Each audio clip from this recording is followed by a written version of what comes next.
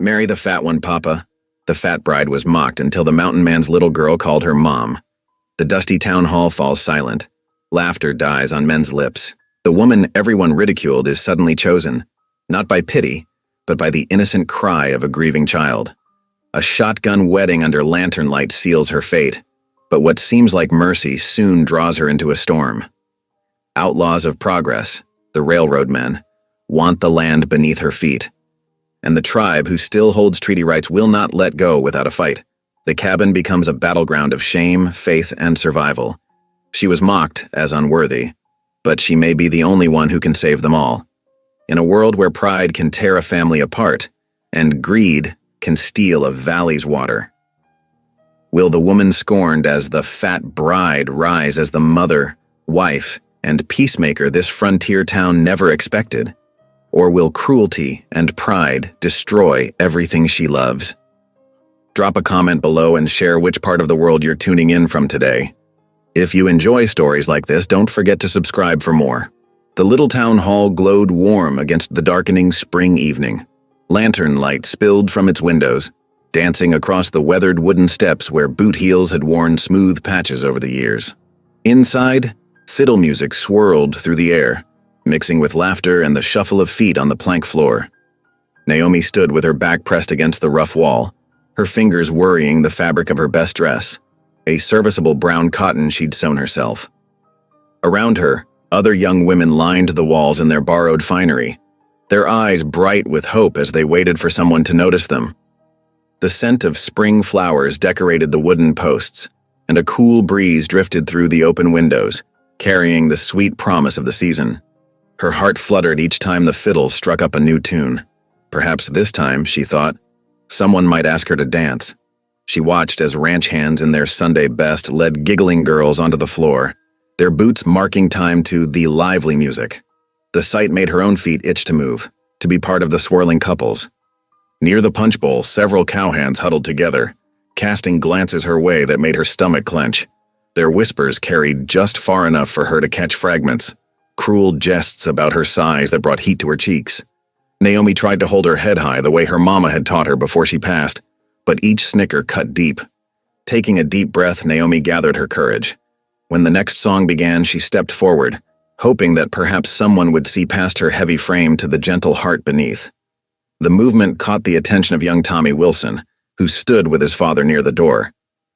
"Marry the fat one, Papa," Tommy called out, his high voice piercing through the music. "She'd keep you warm in winter." The room erupted in laughter. Some tried to hide their amusement behind their hands, while others made no attempt to mask their cruel mirth. The sound crashed over Naomi like a wave of ice water, drowning out the fiddles and leaving her frozen in place. Reverend Matthew stepped forward, his weathered face stern. "That's enough now," he called out, trying to restore order to his flock.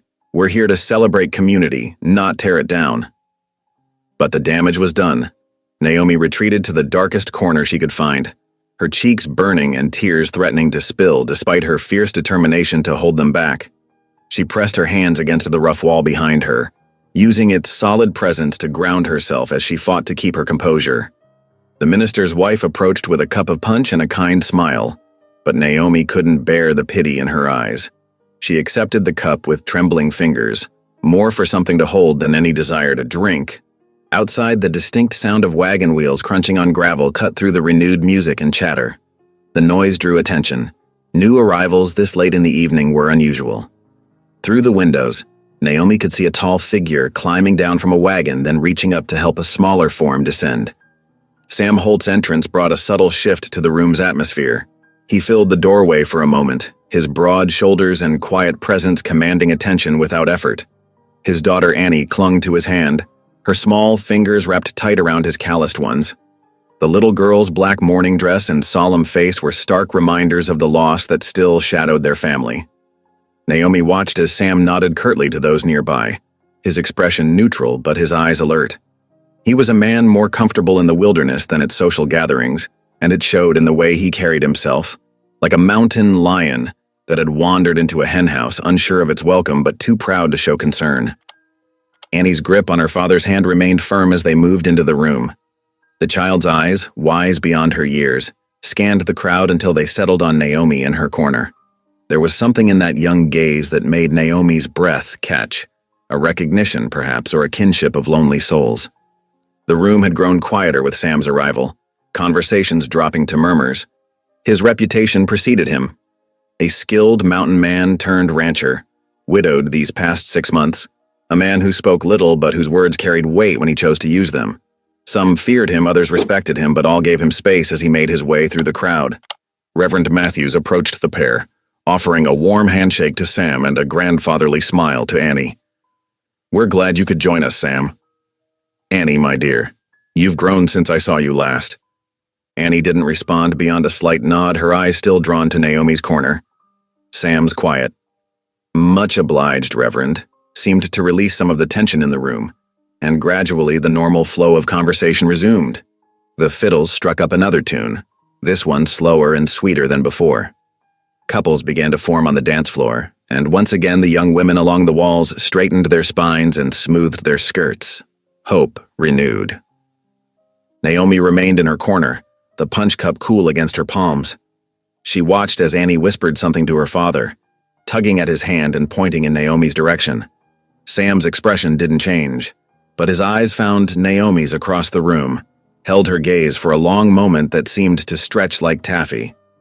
The earlier mockery still stung, but something about that small girl's interested stare and her father's steady look began to ease the tightness in Naomi's chest. She managed a small smile, directed more at Annie than at Sam, and was rewarded with the child's answering grin, the first real smile anyone had seen from her since her mother's passing. In that moment, as the fiddles played and lantern light cast dancing shadows on the walls, Naomi couldn't have known that this evening would mark the beginning of a change in her life. She couldn't have guessed that the cruel laughter and burning shame would lead to something she'd never dared to hope for. All she knew was that a little girl in a black dress was looking at her as if she'd found something she'd been searching for, and that somehow, it made the weight of others' judgment easier to bear. The music faded to a gentle whisper as Sam guided Annie through the doorway of the town hall. Their entrance drew every eye, a reminder of both Sam's commanding presence and the tragedy that had left little Annie motherless. The girl's black dress seemed to absorb the lantern light, making her appear even smaller than her 7 years. Naomi pressed herself further into her corner, trying to disappear. Tears slid silently down her cheeks despite her best efforts to contain them. The sting of public mockery still fresh. She dabbed at her face with her handkerchief, hoping no one would notice her distress. Annie's sharp eyes scanned the room, moving past the dancing couples and gathering crowds until they landed on Naomi. Something in the woman's gentle demeanor and obvious pain called to the child. She tugged insistently at her father's sleeve, drawing his attention to the corner where Naomi stood. "Pa," Annie whispered, her voice urgent.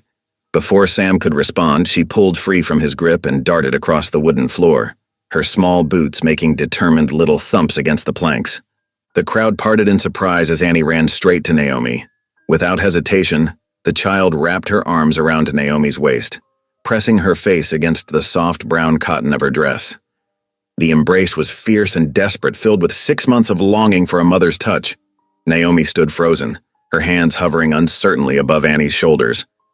The girl looked up, her face full of hope and longing. "Mama?" The word rang out clear as a bell in the suddenly quiet hall. Gasps rippled through the crowd like wind through prairie grass. Women covered their mouths with gloved hands, and men shifted uncomfortably. The fiddler's bows faltered, leaving only the echo of Annie's declaration hanging in the air. Naomi trembled, torn between the instinct to comfort the child and the fear of overstepping. Her eyes sought Sam's face, searching for some clue as to how she should respond. The tears she'd been fighting spilled over again. But these were different. Born of confusion and an aching tenderness for the little girl who held her so tightly. Sam crossed the floor in long strides, his spurs jingling softly with each step. Instead of pulling Annie away as some might have expected, he placed a strong, weathered hand on Naomi's shoulder. His touch was gentle but firm, steadying her obvious trembling. "If my child calls her mother," Sam announced, his voice carrying to every corner of the hall, "then she will be." The words fell like stones into still water, sending ripples of shock through the assembled townspeople. The cruel laughter that had filled the room earlier died instantly, replaced by a silence so profound that the crackling of the lantern wicks seemed loud. Those who had mocked Naomi now stood slack-jawed, unable to process this sudden turn of events. "Sam Holtz lost his mind," someone whispered from the back of the room. The mountain airs addled his brain. "Hush now," another voice responded. "Look at that child." Annie hadn't loosened her grip on Naomi's waist. If anything, she held on tighter, as if afraid this moment might slip away. Her face shone with a joy that had been absent since her mother's passing, and none could deny the genuine love in her expression. Reverend Matthews stepped forward, clearing his throat. His fingers worried at his collar as he searched for appropriate words. "Sam," he began carefully, "while I appreciate the sentiment, perhaps we should take some time to—" "No." Sam's response was quiet but carried the unmistakable force of a mountain stream in spring. "You'll marry us tonight, Reverend. Right here. Right now." The minister's eyebrows rose toward his receding hairline. "But surely, my Annie needs a mother," Sam continued, his hand still steady on Naomi's shoulder. "And I reckon any woman who can bring that light back to my girl's eyes is worth more than all the gold in Colorado territory." Naomi's heart thundered in her chest. She looked up at Sam, searching his face for any sign of doubt or mockery. Instead, she found only determination and something softer, respect, perhaps, or the beginning of tenderness. "Miss?" Sam's voice gentled as he addressed her directly. "I ain't much for fancy words or courtship, but I'm offering you a home, a family, and my protection. Will you have us?" Fresh tears spilled down Naomi's cheeks. She looked down at Annie, still holding her tight, then back to Sam. Her voice trembled, but held firm as she answered, "Yes." The words seemed to release something in the room. Several women dabbed at their eyes, moved despite themselves. The young ranch hands who had mocked her earlier shuffled their feet, shamefaced and unable to meet her gaze. "Very well," Reverend Matthews said, squaring his shoulders. "If you're both determined, then we'll proceed. Though it's highly irregular." "Ain't nothing regular about love," Sam replied quietly. "Or family." The minister gestured for them to step forward and the crowd parted to form a makeshift aisle. Annie finally released her grip on Naomi's waist, but only to take her hand, beaming up at her soon-to-be mother. Sam offered his arm to Naomi, who took it with trembling fingers. Together, they walked to where Reverend Matthews waited. The fiddlers, sensing the moment, began to play softly, a gentle hymn that floated through the hall like a blessing. "Dearly beloved," the minister began, his voice growing stronger as he found his footing in the familiar words. "We are gathered here tonight in the sight of God." Naomi stood straight and proud beside Sam as the ceremony proceeded. The tears had dried on her cheeks, replaced by a quiet dignity that transformed her face. Those who had laughed at her sighs now saw only the beauty of a woman becoming a mother and wife. The vows were simple and traditional. Sam's "I do" was firm and clear, while Naomi's came out soft but unwavering. Annie stood between them, holding both their hands, her face glowing with joy. When Reverend Matthews pronounced them man and wife, Sam lifted Naomi's hand to his lips in a gesture of surprising gentleness. The kiss was brief but respectful, a promise of protection sealed before all present. The townsfolk who had gathered to mock now found themselves witnesses to something unexpectedly sacred. Where there had been cruel laughter, now there were murmured blessings. Where there had been judgment, now there was the humbling sight of love working its mysterious ways. Annie threw her arms around both of them, her small frame barely able to encompass their combined girth. "We're a family now," she declared, her voice ringing with certainty. Naomi knelt down to embrace her new daughter properly, no longer caring about the tears that fell or what anyone might think of them. Sam's hand rested on both their shoulders, completing the circle of their newly formed family. The fiddlers struck up a proper wedding tune and Sam led his new wife onto the dance floor. They moved together carefully, still strangers in many ways, but united in their love for the small girl watching them with shining eyes. Those who had come to the social expecting entertainment of one sort found themselves witness to a different kind altogether, the kind that reminded them of the transformative power of love, especially when it came wrapped in unexpected packages. The wagon wheels creaked steadily as Sam guided the team away from town, the horses' hooves raising small clouds of dust in the moonlight. Behind them, The lanterns of the social grew smaller until they vanished entirely, leaving only stars and a bright half-moon to light their way. Naomi sat rigid on the wagon seat, her thoughts whirling like autumn leaves. Just hours ago, she had stood in that corner, burning with shame from cruel laughter. Now she wore a plain gold band on her finger and had a child sleeping trustingly against her arm. Annie had dozed off almost immediately, her small body warm and heavy with exhaustion. The night air carried the scent of sage and pine, growing stronger as they left the valley. Sam handled the reins with practiced ease, his broad shoulders blocking some of the cool spring wind. He hadn't spoken much since they'd left, but Naomi noticed how his eyes constantly scanned the trail ahead, watching for holes or rocks that might jostle the wagon. "Annie," he said finally, his voice softer than she'd heard it before. "She ain't slept proper since her mama passed. 6 months of nightmares and crying." He paused, adjusting his grip on the reins. "But look at her now." Naomi glanced down at the peaceful face pressed against her sleeve. "She's a precious child," she whispered, careful not to wake her. "I'll do my best to be worthy of her trust." Sam nodded, keeping his eyes on the trail. That's all anyone can do. His words were few, but something in his tone suggested volumes of meaning beneath them. They passed scattered ranch houses, their windows glowing dimly in the distance like earthbound stars.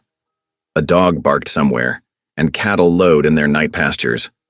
The familiar sounds of valley life gradually faded as the wagon climbed higher into the foothills. The pines grew thicker here, their shadows deep and mysterious in the moonlight. A coyote's haunting call echoed from a distant ridge, answered by others in a wild chorus that made Naomi shiver despite herself. She'd never lived this far from town before. "Don't fret," Sam said, noticing her tension. "They keep to themselves mostly. Good at keeping the rabbits from overrunning the garden, truth be told." Naomi tried to smile, grateful for his attempt at reassurance. The wagon rocked steadily onward, climbing switchbacks that revealed glimpses of the valley below. The town was just a cluster of faint lights now, seemingly as distant as her old life. The false dawn was just beginning to pale the eastern sky when Sam turned the wagon onto a narrower trail. "Home's just ahead," he said quietly. "It ain't much, but it's solid built. Ground's good for growing when summer comes." The cabin appeared through the trees, and Naomi's heart tightened at the sight. It was rough but well made, with sturdy log walls and a stone chimney that spoke of careful craftsmanship. A small barn stood to one side, and beyond it, she could make out fields still brown from winter waiting for spring planting. Annie stirred as the wagon stopped, blinking sleepily. "Are we home, Papa?" "That we are, little one." Sam jumped down from the wagon, his boots crunching on the packed earth of the yard. He came around to help Naomi down, his hands strong and sure as she stepped carefully to the ground. The cabin door creaked as Sam pushed it open, the sound loud in the pre-dawn stillness. Naomi hesitated on the threshold, suddenly unsure of herself. The interior was dark until Sam struck a match, lighting a lamp that revealed the simple room beyond. The cabin's contents told a story of absence that made Naomi's throat tight. Dust lay thick on the shelves built into the walls. An empty rocking chair sat in the corner, its runners marking curved lines in the dust on the plank floor.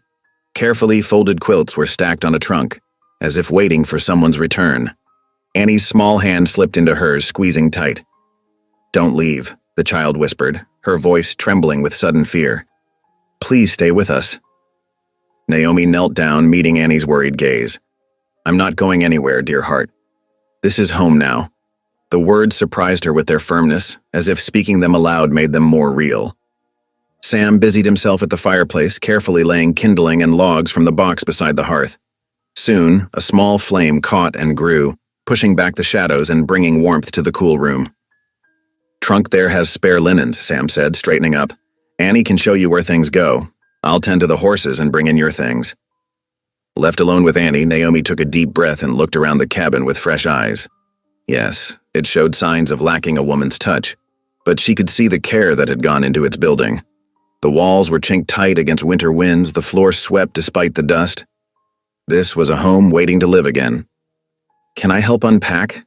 Annie asked, already pulling at the strings of a bundle. "Mama used to let me help with the linens." Naomi swallowed hard at the casual mention of Annie's mother, but kept her voice steady. Of course you can help. Let's see what needs doing first. Together, they began the work of settling in. Annie chattered softly as they put away the few belongings Naomi had brought, sharing little details about the cabin and its routines. The shelf by the window was where Mama had kept her herbs for cooking. The hook by the door held Papa's good hat for church. Each casual mention was like a small stone, building a wall of memory that Naomi wasn't sure how to navigate. Sam made several trips from the wagon, bringing in Naomi's trunk and the wedding gifts some townspeople had hastily pressed upon them. He moved quietly, efficiently, but Naomi noticed how he avoided looking at certain things. The rocking chair, a faded apron still hanging from a peg. As the sky outside brightened toward true dawn, exhaustion began to catch up with them all. Annie's helpful chatter slowed, her eyes growing heavy again. Time for bed, little one, Sam said, scooping her up. You can show Naomi more tomorrow. But I'm not. Annie's protest was lost in a huge yawn. Will you still be here when I wake up? She asked Naomi anxiously. I'll be here, Naomi promised, smoothing the child's hair. Sleep well, dear heart. Sam carried Annie up the ladder to the loft, leaving Naomi alone with her thoughts. She sank into a chair by the fire, feeling the weight of the day's events settle over her like a heavy quilt. Her fingers found the wedding band, turning it slowly. The floor creaked as Sam descended the ladder. She's already asleep, he said quietly. First time she's gone down easy since. He left the sentence unfinished, but Naomi understood. An awkward silence fell between them. They were strangers still, bound together by a child's need and a moment of public declaration. Naomi couldn't help wondering if Sam was already regretting his impulsive decision. Perhaps in the growing light of day he would see what everyone else saw, just the fat one, taken in out of pity. I know it ain't much, Sam said suddenly, gesturing at the cabin, and I know it ain't what you might have dreamed of, getting married like that, in front of those who'd been cruel to you. He ran a hand through his hair, searching for words.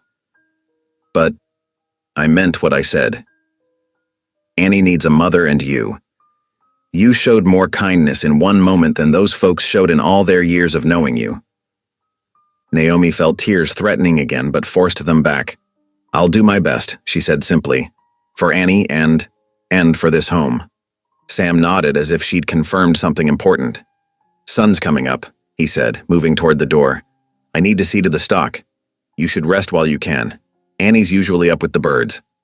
Left alone, Naomi sat in the growing light, watching dust motes dance in the sunbeams now streaming through the windows. Outside, she could hear Sam in the barn, the comfortable sounds of animals being tended. A robin called from somewhere nearby, welcoming the dawn. The cabin around her felt both foreign and familiar, like a dress that didn't quite fit, but might, with time and careful adjustment. She touched the empty rocking chair gently, a silent acknowledgement of the woman who had sat there before. Then she stood, squared her shoulders, and began to plan how she might make this place her home. Not to replace what was lost, but to build something new from the foundation of love that Annie had laid with one simple word. Morning light streamed through the cabin's small windows, casting warm squares on the plank floor. Naomi blinked awake on the narrow cot Sam had set up for her near the hearth. She'd barely slept, her mind racing with thoughts of her sudden new life. The weight of responsibility settled over her as she rose, straightening her wrinkled dress from yesterday. The cabin was quiet except for the soft crackle of the banked fire. Above in the loft, she could hear Annie's gentle breathing. Sam's boots were already gone from their place by the door. He'd risen before dawn, she supposed, to tend to the ranch work. Naomi moved to the kitchen area, her hands trembling slightly as she surveyed the supplies. The shelves held basic provisions: cornmeal, flour, salt pork, and dried beans. She found a cast-iron skillet hanging from a peg, its surface well-seasoned but dusty from disuse. I can do this, she whispered to herself, reaching for the cornmeal. She'd cooked plenty at the orphanage where she'd grown up, helping in the kitchen. But this was different. This was her first meal as a wife, as a mother. The fire responded quickly to her careful tending, and soon the skillet was hot. She mixed cornmeal, water, and a pinch of salt, working quickly but carefully. The batter sizzled as it hit the iron, forming golden circles that filled the cabin with a homey aroma. Footsteps on the porch made her jump. Sam entered, carrying a pail of fresh milk. He nodded to her but said nothing, setting the pail on the table. His silence made her fingers tremble as she turned the corn cakes. "Papa?" Annie's voice rang from above, followed by the sound of small feet on the ladder. The child's face lit up when she saw Naomi at the stove. "You're really here. I was afraid I dreamed it." "Good morning, dear heart," Naomi said softly, managing a smile despite her nerves. "Are you hungry?" "Starving." Annie bounced to the table, her energy filling the quiet cabin. "Papa, Mama's making corn cakes." Sam glanced up at the name, his expression unreadable. Naomi placed a plate before each of them, her heart pounding as she waited for their reaction. Annie dove in immediately, making happy sounds around her first bite. Sam took a slower taste, chewing thoughtfully. He didn't praise the food, but he cleaned his plate and accepted seconds when Naomi offered them. It wasn't much, but it felt like a small victory. After breakfast, Naomi ventured outside to explore the homestead. The spring air was crisp, carrying the scent of pine and wet earth. She could see now what she'd missed in the pre-dawn arrival, signs of neglect that spoke of a man struggling alone. The chicken coop leaned slightly, its fence missing several slats. The kitchen garden was overgrown with last year's dead stalks. Even the barn looked tired, its paint peeling in the mountain weather. She found Sam mending a harness near the barn. "The chicken coop needs fixing," she said carefully. "I could help, if you'd show me how." He looked up, surprised. "That's men's work." "It's needed work," she replied, gathering her courage, "and I'm stronger than I look." Sam studied her for a long moment. "Lost my Ellen last winter," he said finally, his voice rough. "Influenza took her quick. Haven't kept up with everything like I should." "I'm not trying to replace her," Naomi said softly, "but I'm here now and I can help." He nodded slowly, then gathered some tools and lumber. Together they worked on the coop, Naomi holding boards steady while Sam hammered. Her arms ached, but she didn't complain. She noticed him watching her when he thought she wasn't looking, surprise flickering in his eyes at her capability. The sun was high when they heard horses approaching. 3 men rode into the yard, their manner casual but their eyes sharp with curiosity. Naomi recognized them from town, the Blackwood brothers, whose ranch bordered Sam's land. "Holt," the eldest brother called out, "heard you got yourself hitched last night." "News travels fast," Sam replied evenly, setting down his hammer. The men dismounted, their gazes falling on Naomi. She felt her cheeks burn as they took in her size, her plain face, her work-dusty dress. "Must have been mighty desperate times," the youngest Blackwood said with a smirk. "To marry up so sudden-like?" "Reckon a man needs someone to mind his young'un," another added, his tone making the words an insult. Naomi's face flamed hotter. She'd heard such remarks all her life, but they still stung. Before Sam could respond, Annie came running from where she'd been playing. "She's Mama now," the child declared fiercely, wrapping her arms around Naomi's waist. "And she's fixing things with Papa, and making corn cakes, and she's staying forever." The men shifted uncomfortably, shamed by the child's pure acceptance. Sam stepped forward, his shoulder nearly touching Naomi's. "My daughter's got the right of it," he said quietly. "Any other opinions ain't welcome here." The Blackwoods made their excuses and rode away soon after, leaving an awkward silence in their wake. Naomi busied herself with gathering eggs, trying to hide how much the encounter had shaken her. That evening, after a simple supper of beans and biscuits, Annie fell asleep in Naomi's lap while she rocked in the chair by the fire. Sam watched them from his seat by the window, cleaning his rifle with careful strokes. "You did good work today," he said suddenly, "with the coop." And he paused, choosing his words. "And with them Blackwoods. Keeping your dignity when they tried to take it." "Thank you," Naomi whispered, touched by this first soft word of approval. Later, after Annie was tucked into her bed, Naomi knelt by the hearth, the fire's warmth wrapped around her like a shawl as she bowed her head in prayer. "Lord," she whispered, "guide my hands and heart in this new life. Help me be what Annie needs, what this home needs. And..." She hesitated, glancing toward where Sam sat reading his Bible by lamplight. "Help me be worthy of this chance you've given me."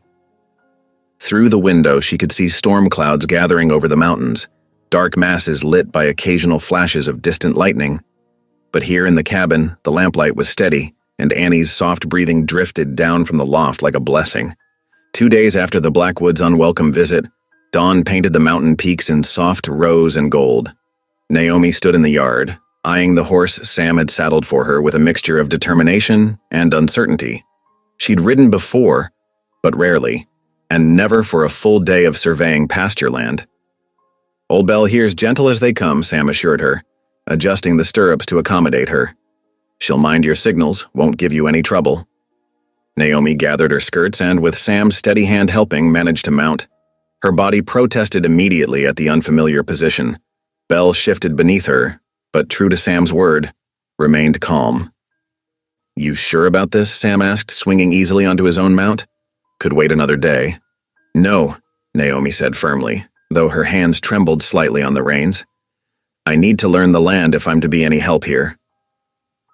Annie watched from the porch, wrapped in a shawl against the morning chill. "Can't I come too, Papa?" "Not today, sweet pea," Sam replied. "Mrs. Patterson's coming by to mind you. We'll be back before supper." They set out along a worn trail that wound through stands of pine and aspen. Naomi focused on keeping her seat, grateful when Sam set an easy pace. The morning air carried the scent of sage and wet earth, and somewhere, a meadowlark trilled its spring song. "Got to check the north pastures first," Sam explained as they rode. "Then we'll circle round to that disputed meadow near the creek. Been meaning to ride out there since I heard rumors of railroad men nosing about." Naomi nodded, too concentrated on riding to reply much. Every step of the horse sent twinges through muscles she hadn't known she possessed. But she pressed on, determined to prove herself useful. By midday, they'd covered several miles of pasture land. Sam pointed out boundary markers, water sources, and the best grazing spots. Naomi tried to memorize it all, seeing how the land's health meant survival for their small family. "You're doing well," Sam commented as they paused to rest the horses. "Most city folks would have complained by now." "I'm not most city folks," Naomi replied, managing a small smile despite her discomfort. "The orphanage taught me about hard work, if nothing else." Sam's expression softened slightly. "Reckon it did at that." They rode on, the terrain growing rougher as they approached the contested meadow. Naomi heard the creek before she saw it, a clear stream cutting through rich grassland that spread out beneath scattered cottonwoods. But something else caught her attention, the sharp sound of hammering. Sam tensed in his saddle. "Railroad men," he muttered, spurring his horse forward. 4 men worked in the meadow, driving wooden stakes into the ground and stretching measuring lines between them. Their wagon bore the railroad company's mark. As Sam and Naomi approached, a heavy-set man in a fine coat straightened up, watching their approach with narrow eyes. "This here's private property," Sam called out, his voice carrying the edge of warning. The well-dressed man, clearly the foreman, gave a cold smile. "That's so. According to the deed I carry, this land belongs to the railroad company." "I've got the purchase papers at home," Sam replied, his hand resting near his gun belt. "Bought this spread fair and square 5 years back." The foreman spat tobacco juice onto the grass. "Way I hear it, you bought from a man who didn't have proper right to sell. Railroads had claims since '68. "That's a lie and you know it," Sam's voice remained level. But Naomi could see the tension in his shoulders. The other workers had stopped their tasks watching the exchange. One of them nudged another, smirking as they noticed Naomi. She lifted her chin, refusing to show how their looks affected her. "Courts'll sort it proper," the foreman said with false pleasantness. "Meanwhile, we've got work to do. Railroad's coming through, Holt. Best make your peace with it." "This meadow's not just mine to defend," Sam replied. "You're forgetting about the treaty rights." The foreman's face darkened. "Treaties with savages don't mean much against progress, friend. Railroad's getting this land one way or another. Why don't you take your new missus home before things get unpleasant?" The threat hung in the air like gunsmoke. Naomi saw Sam's hand tighten on his reins, knew he was weighing the odds of a fight. 4 against 1, and her presence making him vulnerable. "We're going," she said quietly, surprising herself. "But we'll be back with the proper papers." The foreman laughed, his men joining in. "Lady, you do better tending your kitchen than mixing in men's business." Sam wheeled his horse around, his face tight with anger. Naomi followed, her back straight, despite the ache in her muscles. They rode in silence until the meadow was out of sight. "Shouldn't have brought you into this," Sam said finally, his voice rough with regret. "I'm glad you did," Naomi replied. "I need to understand what we're facing." The sun was lowering toward the mountains when they reached the cabin. Annie ran out to meet them, chattering about her day with Mrs. Patterson. Naomi dismounted carefully, her legs nearly buckling. Every part of her body screamed in protest, but she forced herself to help Sam tend to the horses before going inside. After a simple supper of salt pork and beans, Sam spread a map across the table. Annie leaned in close, fascinated by the lines and markings. "That meadow's important," Sam explained, his finger tracing the creek's path. "Not just for grazing, but because it borders Cheyenne hunting grounds." He looked at Naomi. "The treaty gave them rights to those territories, but the railroad don't care about Indian laws." "What will happen?" Annie asked, her small face serious. Sam's expression softened as he looked at his daughter. "Could be trouble brewing, Sweet Pea. Railroad men aren't known for backing down easy, and the Cheyenne have their own justice." Naomi listened, feeling the weight of this new knowledge settle over her. She'd married Sam thinking only of escape from mockery, of giving Annie a mother's love. Now she saw larger forces at work: greed for land, broken promises, the clash between progress and tradition. "What can we do?" she asked quietly. Sam folded the map carefully. "Fight it legal ways first. Gotta get them purchase papers to the territory judge before the railroad pushes their claim through." He paused, studying her face. "Won't blame you if you're having second thoughts about all this." Naomi thought of the foreman's sneering face, of Annie's trusting eyes, of the rich meadow that meant survival for both settlers and Cheyenne. Fear fluttered in her chest, but alongside it grew something stronger, a determination she hadn't known she possessed. "I made my choice," she said firmly. "This is my home now, too." Annie slipped her small hand into Naomi's larger one. "We'll help Papa fight the railroad men, won't we, Mama?" "Yes," Naomi answered, squeezing the child's fingers gently. "Yes, we will." Sam nodded slowly, something like respect flickering in his eyes. Outside, a coyote called lonely in the gathering dusk, reminding them all how much hung in the balance. Not just a meadow, but a way of life. A future they'd have to defend together. Naomi woke before dawn to check on Annie, as had become her morning routine. The girl's small room felt unusually warm in the gray light. When Naomi touched Annie's forehead, her heart dropped. The child's skin burned with fever. "Sam," she called, her voice tight with worry. "Come quick." Annie stirred restlessly, her cheeks flushed red against the white pillow. Sam appeared in the doorway, still pulling on his shirt. "She's burning up," Naomi explained, already moving to gather what they needed. "Get me some fresh water from the pump and all the clean cloths you can find." Sam hesitated only a moment before nodding. "I'll ride for the preacher's wife after. She knows about healing herbs." While Sam fetched water, Naomi gently stripped off Annie's sweat-soaked nightgown and sponged her hot skin with a damp cloth. The girl whimpered, her eyes glassy with fever. "Shh, sweetheart," Naomi murmured. "Mama's here." The words came naturally now, no longer feeling strange on her tongue. She sang softly, hymns she remembered from the orphanage, while working to cool Annie's fever. Sam returned with the water, his face tight with a worry. Like this, Naomi showed him how to wring out the cloths and keep them cool and damp. "I'll make some willow bark tea if we have any." Sam watched her capable movements. "And you've done this before?" "At the orphanage," Naomi nodded, not looking up from Annie. "We took turns caring for sick children.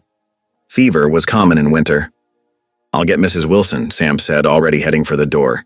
"She'll know what herbs might help." The morning crept by slowly. Naomi barely noticed the sun rising, focused entirely on Annie's care. She whispered prayers while changing the cool cloths, remembering how helpless she'd felt as a child, watching others suffer without a mother's comfort. "Not this time," she murmured, smoothing Annie's damp hair. "You have a mama now, little one." Near noon, Sam returned with the preacher's wife, who brought a bundle of dried herbs and experienced hands.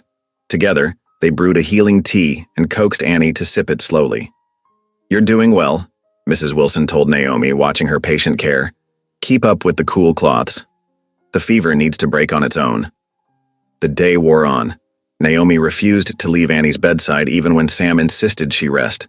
She dozed in the chair between changing cloths and giving sips of tea. As evening approached, Annie's fever finally began to fade. "Mama?" the girl whispered, her eyes clearer now. "Will you sing again?" Naomi's heart swelled. She gathered Annie's small hand in hers and sang softly until the child drifted into peaceful sleep. When she looked up, she found Sam watching from the doorway, something soft in his usually stern expression. "Thank you," he said quietly, for caring for her like she's your own." "She is my own now," Naomi replied simply. "God brought us together for a reason." 4 days later, with Annie fully recovered, they made the trip to town for supplies. Naomi felt the stares as soon as their wagon rolled down the main street. Women gathered in clusters, whispering behind their hands. Men paused in their work to watch them pass. "Look at the size of her," one woman muttered, loud enough to carry.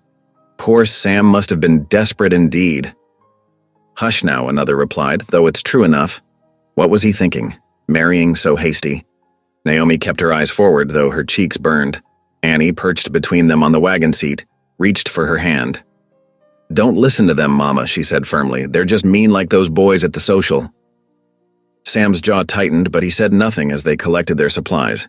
The store owner's wife took their money with barely concealed disdain, counting out change as if expecting to be cheated. Sunday morning found them dressed in their best, heading to the little white church on the hill. Naomi had mended Annie's dress and pressed Sam's good shirt, wanting everything perfect. But the cold stares followed them up the church steps. They sat near the back, Annie proudly holding Naomi's hand. The circuit preacher, aged and wise, stood to deliver his sermon on Galatians 6, verse 2. "Bear ye one another's burdens, and so fulfill the law of Christ." "We are called," he proclaimed, his voice carrying to the rafters. "Not to judge, but to support. Not to mock, but to lift up. Every soul carries burdens we cannot see, and God asks us to help bear them." Naomi felt tears prick her eyes, remembering years of judgment about her size, years of loneliness. The preacher's words touched something deep within her, a reminder that her worth came not from others' approval, but from God's love. "Let us examine our hearts," the preacher continued, "and ask if we truly bear one another's burdens, or if we add to them with cruel words and cold shoulders." Several heads in the congregation lowered. Annie squeezed Naomi's hand tighter, and even Sam seemed moved by the message. After the service, as families gathered to visit, the railroad foreman approached them in the churchyard. His fine suit seemed at odds with his hard expression. "A word, Holt," he said, gesturing Sam aside. Naomi watched them move away from the crowd, noting how the foreman's face grew darker as he spoke. She couldn't hear the words, but she saw Sam's shoulders stiffen, his hand clenching at his side. "Mama?" Annie tugged at her skirt. "Why does that man look so angry?" "Some men," Naomi answered carefully, "don't like it when others stand in their way." The foreman's voice carried suddenly across the yard. "Best mind your own business, Holt. Railroad's got friends in high places. Shame if anything happened to your pretty little spread." Sam stepped closer to the foreman, his voice low but intense. "That a threat, mister?" "Just friendly advice," the foreman smiled coldly, "for your family's sake." He tipped his hat to Naomi with mock politeness before striding away. Sam returned to them, his face troubled. "What did he say?" Naomi asked quietly as they walked to their wagon. "Nothing worth repeating," Sam replied, helping Annie up. "But we'll need to be careful. Railroad men don't play fair when they want something." Naomi nodded, understanding growing in her heart. This wasn't just about land anymore. It was about power, about bullies who thought they could take whatever they wanted. She'd faced bullies before, though of a different kind. As they drove home, Annie chattered about the sermon, but Naomi's mind worked on deeper thoughts. She'd found her place in this family, proved her worth as a mother during Annie's illness. Now she would need to prove her strength in other ways. Sam seemed to sense her thoughts. "You don't have to face this fight," he said quietly. "It's my burden to bear." Naomi remembered the preacher's words about bearing burdens together. "No," she replied firmly. "It's our burden now. All of us." Annie nodded solemnly. "That's what family does, Papa. We help each other." Sam's expression softened as he looked at them both. The wagon rolled on toward home, leaving the town's whispers behind. Naomi sat straighter, feeling a new kind of courage growing within her. Not just the strength to face mockery, but the strength to stand beside her family against whatever threats might come. Spring arrived with gentle determination, washing winter's gray from the mountain slopes. The morning air carried the sweet scent of new grass and wild violets as Naomi stepped onto the cabin's front porch. She breathed deeply, savoring the promise held in each fresh dawn. With careful planning, she had transformed a patch of earth beside the cabin into a modest garden. Her fingers worked the rain-softened soil, remembering lessons from the orphanage's garden master. She planted neat rows of beans, carrots, and peas, tucking each seed into the dark earth with a whispered prayer. "Can I help, Mama?" Annie asked, kneeling beside her in the dirt. "Of course, little one." Naomi showed her how to space the seeds just right. Each one needs room to grow strong. While they worked, Naomi taught Annie the hymns she had learned as a child. Their voices lifted together in the clear morning air. All things bright and beautiful, and all creatures great and small. Annie's sweet voice carried the melody while Naomi harmonized softly. From the barn, they could hear Sam working, the steady rhythm of his hammer keeping time with their song. Inside the cabin, Naomi had brought her own kind of spring cleaning. She sorted through old trunks with gentle reverence, carefully folding away items that spoke of Sam's first wife. Some things, like well-worn quilts and cooking pots, she put back into service. Others, precious mementos, she arranged thoughtfully on shelves where Annie could see them. "Mama used to wear this," Annie said one afternoon, touching a faded blue shawl. "Then we'll keep it somewhere special," Naomi replied, wrapping the soft wool and placing it in a cedar chest. "So you'll always have it to remember her by." Sam noticed these changes with quiet appreciation. The cabin grew brighter, warmer somehow. Naomi's steady presence filled empty corners with life. He found himself smiling more often, especially when he heard her singing with Annie or watched them tending the garden together. One mild afternoon, as Naomi hung fresh washing on the line, she noticed movement at the edge of the property. A woman stood there, her dark hair braided, wearing a beautifully beaded dress. She waited with dignity, neither advancing nor retreating. Naomi's heart quickened, but she refused to show fear. Instead, she raised her hand in greeting. "Would you like to come sit? I have fresh bread cooling." The woman hesitated, then walked forward with measured steps. "I am Mourning Dove," she said, her English clear and careful. "My people live beyond the creek." "I'm Naomi," she replied, gesturing to the porch chairs. "Please rest here while I fetch some food." Inside, Naomi quickly gathered bread, butter, and the last of the winter preserves. Annie watched curiously from the doorway as she arranged everything on a tray. "That's a Cheyenne lady," Annie whispered. "Papa says they were here first." "Then we must show her proper respect as our guest," Naomi answered, leading Annie outside. Mourning Dove accepted the offered food with grace. Her dark eyes studied Naomi thoughtfully as they shared the simple meal. Annie sat nearby, fascinated by the intricate beadwork on Mourning Dove's dress. "You are new here?" Mourning Dove observed, Sam Holt's wife. "Yes," Naomi nodded, "though it hasn't been long." "The creek in the meadow," Mourning Dove said after a thoughtful pause. "It feeds the waters my people depend upon. Our treaties promise us this water." She touched a beaded pattern on her dress. "Each drop is precious to us, like these beads that tell our stories." Naomi listened intently as Mourning Dove explained how her people used the meadow's creek for generations. The water sustained their gardens, their horses, their very way of life. Now the railroad's plans threaten to divert or dam the creek entirely. "We have seen this before," Mourning Dove said quietly. "Promises broken like dry branches, but this time we cannot lose the water. Too many depend upon it." "I understand," Naomi replied, thinking of her own garden, how every seed needed water to grow. "I will speak with Sam. Perhaps together we can find a way to protect what matters to all of us." Annie brought out her rag doll to show Mourning Dove, who smiled and taught her a Cheyenne word for little sister. The afternoon light grew soft as they talked, sharing stories of gardens and children, of life's simple gifts. When Sam returned from mending fences, he found them still on the porch. His expression showed surprise but not displeasure. He removed his hat, greeting Mourning Dove with respect. "Your wife has a good heart," Mourning Dove told him. "She listens as a friend should." Sam nodded, settling into a chair. "The railroad men were marking more stakes today," he said grimly. "They're pushing closer to the creek." "They think because they have paper rights they can take what they want," Mourning Dove replied. "But water belongs to all living things. No paper can change this truth." Naomi saw the worry in both their faces.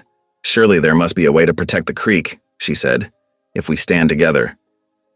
"The railroad has money and lawyers," Sam warned. "They grow bolder each week." Yesterday, their foreman brought armed men to survey the land. "Then we must be braver still," Mourning Dove said, rising to leave. She touched Naomi's hand gently. "Thank you for the food, and for listening." Perhaps the Great Spirit sent you here for such a time as this." They watched her walk away, her figure straight and proud against the setting sun. Annie waved until she disappeared into the gathering dusk. That night, after Annie was tucked into bed, Naomi sat by the lamp, her mending forgotten in her lap. She thought about Morning Dove's words, about water flowing through the land like life itself. She thought about bridges, not just the railroad's iron ones, but the invisible bridges between people that could be built with understanding and respect. God moves in mysterious ways, she whispered to herself, remembering how her own path had led her here. Once mocked and lonely, she had found not just a family, but perhaps a greater purpose. From Annie's room came the sound of evening prayers. "Dear God, please bless our family. Bless Mama Naomi and Papa, and Morning Dove too. Help us keep the creek safe for everyone." Naomi felt tears sliding down her cheeks, but they were different from the bitter tears she had shed at the social. These were tears of healing, of belonging, of finding strength she never knew she had. She touched the wooden cross hanging above the mantel, its surface smooth from years of prayers. Sam found her there, still sitting in the lamplight. He touched her shoulder gently. "You did a good thing today," he said. "Not many would welcome Morning Dove as you did." "She is a mother, too," Naomi replied simply, trying to protect what her children need. She looked up at him. "Sam, do you think we can really help? Against the railroad?" He was quiet for a long moment. "I don't know," he admitted, "but I reckon standing up for what's right is worth the trying." His hand stayed on her shoulder, warm and reassuring. "Get some rest. Tomorrow will bring its own challenges." Naomi nodded, gathering her mending. As she prepared for bed, she could hear coyotes calling in the distance, their voices rising and falling like prayers in the spring night. The sound reminded her that this land held ancient rhythms, deeper than railroad stakes or property lines. She slipped under the quilt, listening to the peaceful breathing of her family. Outside, the creek still flowed, its waters singing ancient songs of life and hope. Naomi closed her eyes, knowing that whatever challenges tomorrow brought, she would face them with a healed heart and newfound strength. God had led her here for a reason, and she was ready to stand firm, like the mountains themselves, protecting what mattered most. Word spread through town like wildfire. The railroad foreman was planning a grand feast. Posters appeared on the general store's weathered boards announcing a celebration of progress, with railroad surveyors and businessmen from as far as Denver expected to attend. Naomi stood reading the notice, her basket of eggs forgotten at her feet. Around her, townspeople buzzed with excitement about the upcoming gathering. Ladies discussed what dishes they might bring, while men spoke of business opportunities the railroad would surely bring. That evening, as she stirred the stew pot over their cabin's hearth, Naomi cleared her throat. "I've been thinking about the railroad feast," she began carefully. Sam looked up from where he was helping Annie with her letters, his expression darkened. "We won't be attending that circus." "I thought—" Naomi hesitated, then pressed on. "I thought perhaps I could bake some pies. My apple and wildberry recipes were always praised at church socials back home." "Naomi," Sam's voice held warning, "those people mocked you. The foreman especially." "That's precisely why I want to go," she said quietly, "to show them I'm more than what they see." She lifted the spoon, tasting the stew. "Sometimes the best way to change hearts is through the stomach." Annie piped up from her slate, "Mama makes the best pies in the territory." Sam's stern expression softened slightly at his daughter's enthusiasm. "You really want to do this?" Naomi nodded. "I do." The next few days found Naomi busy in the kitchen. She gathered late winter apples from the root cellar and wild berries she'd preserved in the fall. Her hands worked with practiced confidence, rolling out perfect crusts and weaving delicate lattice tops. The morning of the feast arrived bright and clear. Sam loaded 6 beautiful pies into the wagon, each wrapped carefully in clean cloths. Annie proudly held the basket containing Naomi's special vanilla cream pie, reserved for the head table. The town hall had been transformed. Bunting decorated the walls, and long tables groaned under the weight of roasted meats, casseroles, and baked goods. The railroad foreman held court at the head table, surrounded by well-dressed businessmen with thick watches on gold chains. Naomi's heart pounded as she carried her pies to the dessert table. She could feel eyes following her, hear the whispers. But she held her head high, arranging her offerings with care. The feast began with speeches about progress and prosperity. The foreman raised his glass repeatedly, his face growing redder with each toast. Finally, the meal was served, and people began to eat. At first, folks avoided Naomi's pies, choosing more familiar offerings. But then the minister's wife tried a slice of apple pie and exclaimed in genuine delight. Word spread quickly. Soon, people were asking which pies were Naomi's, serving themselves generous portions. "Mrs. Holt," called one of the Denver businessmen, "this wild berry pie is exceptional." Others joined in the praise. Even some of the women who had snubbed her began asking about her recipe. Naomi felt warmth bloom in her chest as she shared her baking secrets. But then the foreman's voice cut through the pleasant atmosphere. "Well, well, no wonder these pies are so good." He winked at his companions. "Our Mrs. Holt clearly knows her way around a kitchen. Must spend plenty of time sampling her own cooking, eh?" Laughter rippled through his immediate circle. The foreman, encouraged, continued. "I'd say that hearty appetite of hers guarantees quality control." The cruel jest hung in the air. Naomi felt her face burn as more people joined the laughter. She wanted to disappear, to run as she had at the social, but Annie's small hand slipped into hers, anchoring her in place. Sam stood slowly from his seat, his chair scraping against the wooden floor. The sound cut through the laughter like a knife.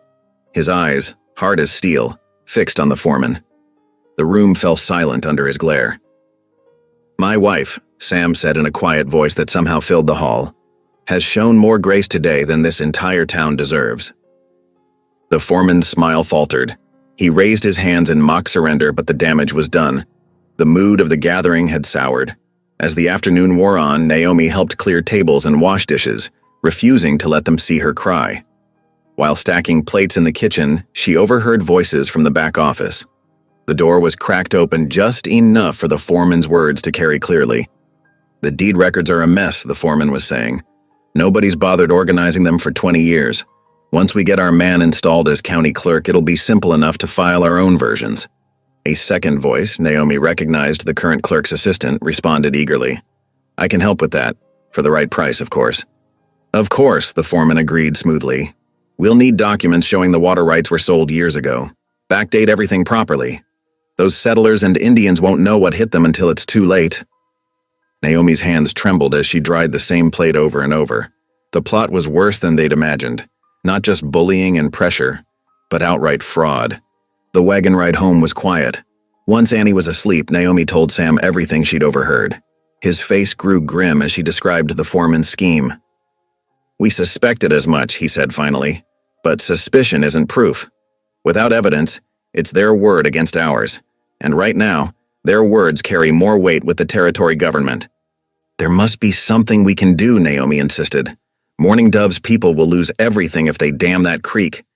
And what about our land?" "We'll figure something out," Sam promised, but his voice held worry. "For now, get some rest as you've had a hard day." Naomi sat alone by the fire, her thoughts churning like storm clouds. The foreman's mockery still stung, but it was overshadowed by the larger threat. This wasn't just about her dignity anymore. It was about justice, about protecting their home and their neighbors. Small footsteps padded across the floor. Annie appeared in her nightgown, her face serious in the firelight. "You're supposed to be asleep, little one," Naomi said softly. "I wanted to tell you something." Annie climbed into her lap, still small enough to fit despite being 7. "You're brave, Mama. The bravest person I know." Tears welled in Naomi's eyes as she kissed her daughter's forehead. "Thank you, sweetheart." "And your pies really are the best," Annie added with fierce loyalty. Naomi managed a small laugh, hugging Annie close. Her heart felt stronger somehow, steadied by this child's simple faith. Whatever challenges lay ahead, she would face them. Not just for herself, but for Annie, for Sam, for Morning Dove's people, and for justice itself. Dawn painted the mountain peaks in soft gold as Naomi stirred up the breakfast fire. 5 days had passed since the railroad feast, each one weighted with growing worry. She watched through the cabin window as Sam worked the fence line, his shoulders tense with determination. The sound of his hammer rang across the morning air, driving posts deeper into resistant earth. Annie sat at the rough-hewn table, spooning up her porridge while practicing her letters. "Papa's been fixing fences since sunrise," she observed, concern in her young voice. He wants to make sure our cattle stay safe, Naomi replied, though she knew the truth was more complex. Sam was fortifying their boundaries against more than just wandering livestock. After clearing away the breakfast dishes, Naomi tied on her bonnet. "I'm going to visit Morning Dove today," she told Sam as he came in for water. "There might be something in those treaties that could help us." Sam wiped sweat from his brow, studying her face. "Be careful," he said finally. "The railroad's men have been watching the trails." Naomi nodded, touched by his concern. She packed a basket with fresh bread and preserved fruit, small gifts that spoke of friendship across cultures. The walk to the Cheyenne camp took nearly an hour, following a creek that sparkled in the spring sunshine. Morning Dove met her at the edge of the camp, dark eyes warm with welcome. "Sister," she greeted Naomi, using the term that had grown natural between them.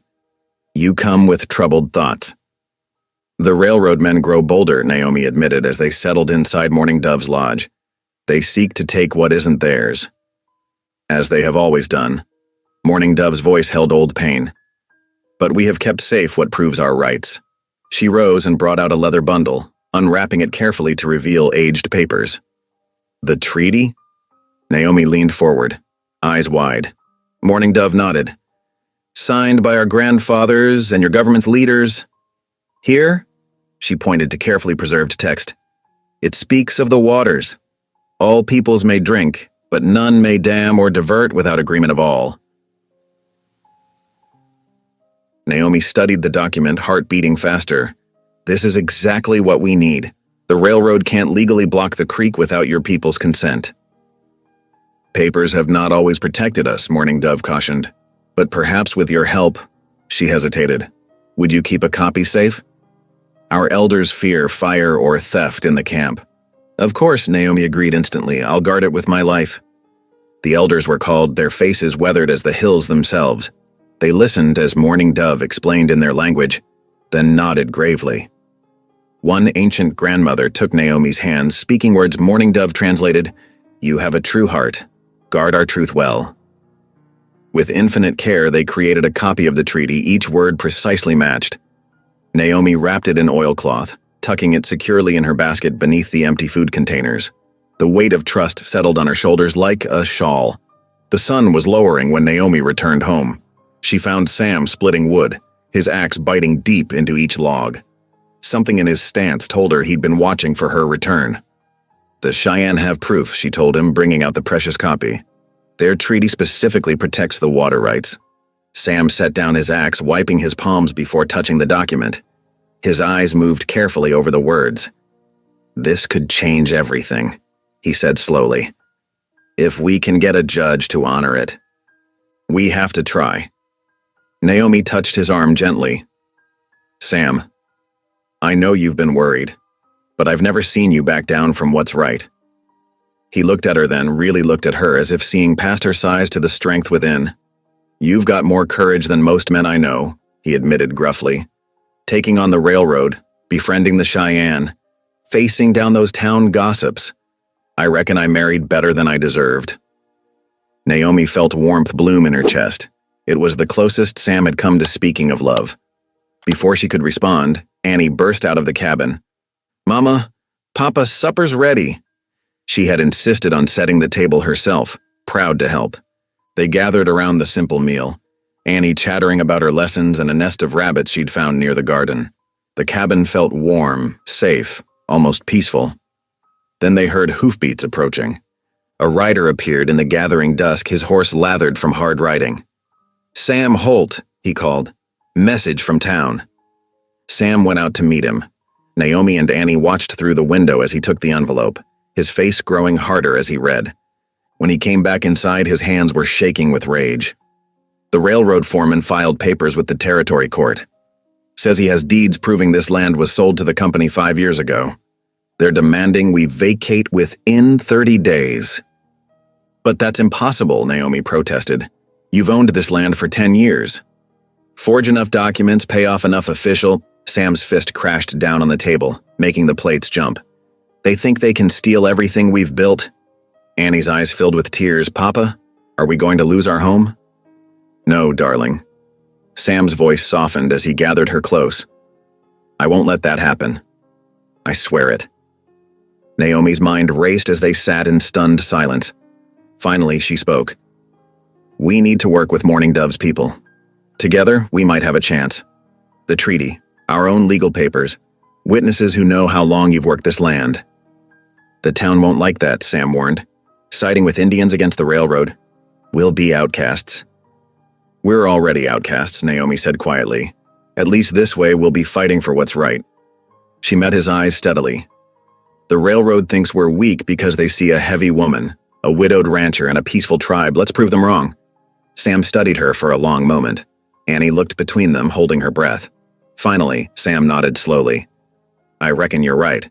If we're going to lose everything anyway, might as well lose it standing tall. We won't lose, Annie declared with fierce faith. God helps people who help each other. Mama always says so. Naomi pulled her stepdaughter close, breathing in the scent of sunshine in her hair. Yes, he does, little one. Yes, he does. They finished their meal in thoughtful silence, each wrestling with fears and hopes. Outside, a coyote called lonely across the darkening land. But inside the cabin, 3 hearts beat stronger together, finding courage and unity. Tomorrow would bring its own battles. Tonight they had truth, family, and the first glimpses of a plan. Sam's hand found Naomi's across the table, rough fingers closing gentle around her own. In that touch lay trust, respect, and something deeper neither dared yet name. Whatever came next, they would face it side by side. Morning sunlight crept over the mountain peaks as Sam hitched the wagon. Naomi settled Annie between them on the wooden seat, smoothing the girl's Sunday dress. The 3-mile journey to town stretched before them, each hoofbeat bringing them closer to confrontation. The sheriff's a fair man, Sam said, breaking the silence. Known him 20 years. If anyone will listen, it'll be him. Naomi nodded, though worry gnawed at her heart. The wagon wheels creaked over familiar ruts in the dirt road. Annie hummed hymns softly, her small hand finding Naomi's larger one for comfort. The sheriff's office sat quiet in the early morning shadows. Inside, worn wooden floors carried the weight of countless troubles before theirs. Sheriff Miller looked up from his desk, his weathered face creasing with concern at their arrival. Sam, he greeted, standing. Mrs. Holt, little Annie. He gestured to the chairs before his desk. What brings you folks in so early? Sam pulled the railroad's eviction notice from his coat. Got this yesterday. Railroad claims they own my land I've worked for 10 years straight. The sheriff took the paper, reading slowly. His frown deepened with each line. They filed proper deeds with the territory court, he said finally. Dated 5 years back. Forged deeds, Naomi spoke up. The railroad foreman's been bragging about having friends in the clerk's office. Bragging's not proof, ma'am. The sheriff's voice held genuine regret. Without evidence of forgery, my hands are tied by legal paper. What about this? Sam produced the copy of the Cheyenne Treaty. Shows the railroad can't block water access without tribal consent. Sheriff Miller studied the document. This is serious business, Sam. Mixing Indian treaties into white man's law? Folks won't take kindly to it. So you won't help? Annie's small voice quivered with disappointment. The sheriff knelt before her chair. I'm bound by law, little one, but that don't make it right. He stood, addressing Sam and Naomi. Best advice I can give is get yourself a good lawyer. Meanwhile, I'll keep my eyes open for any proof of forgery. They left the office as church bells began to toll. Other wagons rolled into town, carrying families in their Sunday best. Naomi straightened her plain dress, conscious of every eye upon them as they joined the flow toward the white-painted church. Inside, lamplight cast warm shadows on familiar wooden pews. The congregation settled into their usual places, though a noticeable space remained around Sam, Naomi, and Annie. Whispers fluttered like restless birds. The railroad foreman sat prominently near the front, his dark suit a statement of prosperity and power. As the preacher prepared to begin, the foreman turned, his voice carrying deliberately. Shame when women forget their proper place, he announced to his companions. Meddling in men's business, stirring up Indians against progress. Naomi felt heat rise in her cheeks as heads turned. A woman behind her whispered loud enough to hear, Poor Sam Holt, taking her out of pity. Now see what trouble she's brought? Annie's small hand squeezed Naomi's arm fiercely.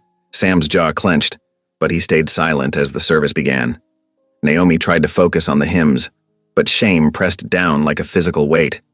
She had known the town's judgment would worsen, but experiencing it cut deep. The preacher's sermon seemed to speak directly to her heart. 2 Corinthians reminds us, he said, his gentle voice filling the church, that God's power is made perfect in weakness. When we are weak, then we are strong.